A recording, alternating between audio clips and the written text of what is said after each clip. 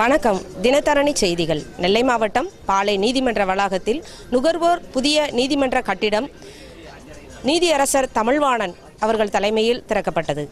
திருநெல்வேலி ஒருங்கிணைந்த மாவட்ட நீதிமன்ற வளாகத்தில் புதியதாக கட்டப்பட்டிருக்கும் மாவட்ட நுகர்வோர் குறைதீர்வு மன்றம் புதிய கட்டிடத்தினை மாநில நுகர்வோர் குறைதீர்வு ஆணைய தலைவர் டாக்டர் நீதியரசர் தமிழ்வாணன் அவர்கள் திறந்து வைத்தார்கள்.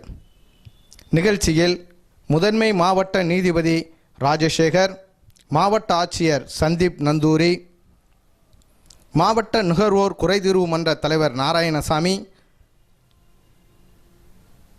பார் அசோசியேஷன் செயலாளர் செந்தில்குமார், பார் அசோசியேஷன் தலைவர் சிவசூரிய நாராயணன், மாவட்ட நுகர்வோர் குறைதீர்வு மன்ற உறுப்பினர் ராணி உட்பட ஏராளமானோர் கலந்து கொண்டனர். கட்டிட வளாகத்திற்கு அருகில் மரக்கன்றுகளை நீதியரசர் தமிழ்வாணன், மாவட்ட ஆட்சித்தலைவர் சந்தீப் நந்தூரி, மாவட்ட முதன்மை நீதிபதி ராஜசேகர் ஆகியோர் மரக்கன்றுகளை நட்டி வைத்தனர். நிகழ்ச்சியில் மாநில நுகர்வோர் குறைதீர்வு ஆணைய தலைவர் டாக்டர் நீதியரசர் தமிழ்வாணன் பேசியதாவது: இப்போ நல்ல முறையாக செயல்படுதுங்க. அதாவது நுகர்வோரும் வழக்கறிஞர்களும் நல்ல ஒத்துழைப்பு தர்றாங்க. எல்லாருக்குமே இதனுடைய முக்கியத்துவம் தெரியுது. அதாவது வேர்ல்டு லெவல்லையே நுகர்வோர் விழிப்புணர்வுங்கிறது ரொம்ப முக்கியமாக கருதப்படுது. அதனால தான் இன்டர்நேஷ்னல் கன்சியூமர் ப்ரொடெக்ஷன் டே நடத்துகிறோம். அது எப்போ நடத்துகிறோம்னா March 15. அதுக்கு ஒரு காரணமும் இருக்குது. நான் மீட்டிங்கில் வேணால் சொல்லுவேன் இதை. அதே மாதிரி இங்கே நேஷ்னல் கன்சியூமர் டே நடத்துகிறோம். எப்படி இண்டிபெண்டன்ஸ் டே, ரிப்பப்ளிக் டே, ஹியூமன் ரைட்ஸ் டே நடத்துகிறோமோ அது மாதிரி இந்த கன்சியூமர் ப்ரொடெக்ஷன் டேயும் நம்ம நேஷனல் லெவல்லையும் இன்டர்நேஷ்னல் லெவல்லையும் நடத்துகிறோம். ஏன்னா எவ்ரிபடி இஸ் எ கன்சியூமர். ஒவ்வொருத்தவங்களுடைய ரைட்டும் பாதிக்கப்படணும், பாதுகாக்கப்படணும், பாதிக்கப்படக்கூடாது. கோர்ட் நம்ம 31 கோர்ட் இந்த ஆக்டில் 1986 ஆக்டில் 31 செக்ஷன் இருக்குது. நம்ம இன்றைக்கு 31 கோர்ட் வச்சுருக்கோம். கரெக்டாக அது ஒரு கோஇன்சிடென்ஸு. இன்னொரு கோர்ட் வரப்போகுது விரைவில். அதுக்கு 55 லட்சம் கவர்மெண்ட் சாங்ஷன் பண்ணியிருக்காங்க. எந்த ஊரில் சார் அது வரப்போகுது? அது திருப்பூரில் வருது. கோயம்புத்தூரை பிரித்து திருப்பூரில் இது பண்ணுறாங்க. முன்னே அரியலூர், பெரம்பலூரை பிரித்து அரியலூரில் ஒரு கோர்ட் வந்தது. இப்போ இங்கே கட்டடம் கட்டணும். இந்த கோர்ட் முன்னே வந்துடுது. கொடுக்கணுங்க. போதிய அளவு விழிப்புணர்வு முகாம்லாம் நடத்தணும். இப்போ மாணவர்கள் கிளப் அங்கங்கே வச்சுருக்காங்க. சென்னையிலே பல கல்லூரிகளில் வச்சுருக்காங்க. இன்னும் பல கல்லூரிகளில் கூப்பிட்டு இருக்காங்க.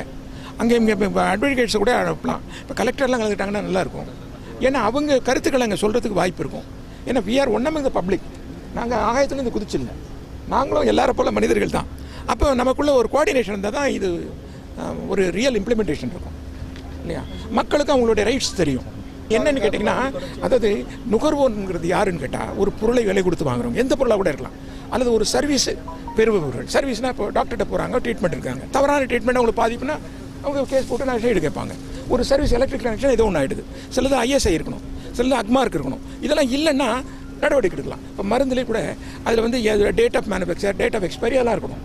அதில் MRP, அது ரீட்டைல் மேனுஃபேக்சரிங் ப்ரைஸ் வேணும், மேக்ஸிமம் அந்த ரீட்டைல் ப்ரைஸ் வேணும். அப்படி இல்லாமல் இருந்ததுன்னா அவங்க மேலே வழக்கு தொடரலாம். ஒவ்வொன்றுக்கும் பில்லு கொடுக்கணும். பில்லு கொடுக்கலன்னா என்ன ஆகும்னா கவர்மெண்ட்டையும் ஏமாத்துறாங்க, நுகர்வோரும் அது மேலே ஒரு நடவடிக்கை எடுக்க முடியாது. பொருள் வாங்கினதுக்கு எந்த ஆதாரமும் இருக்காது.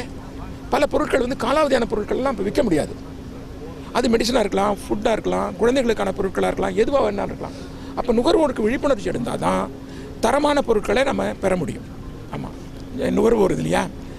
இப்போ ஆஸ் ஆன் டுடேங்க இருந்த வேக்கன்சிக்கெல்லாம் நம்ம செலக்ட் பண்ணிட்டோம். அது 10 மாவட்ட நீதிமன்றங்களுக்கு தலைவர் தேர்ந்தெடுக்கும். இந்த மெம்பர்ஸ் ரெண்டும் ஜீவோ போட்டு அப்பாயின்மெண்ட்டும் கொடுத்தாச்சு. பாக்கி 10 பேருக்கு இப்போ விரைவில் அரசாங்கம் ஜீவோ போட்டுரும். போட்டாச்சுன்னா அவங்களுக்கு உடனே போஸ்டிங் கொடுத்துருவாங்க.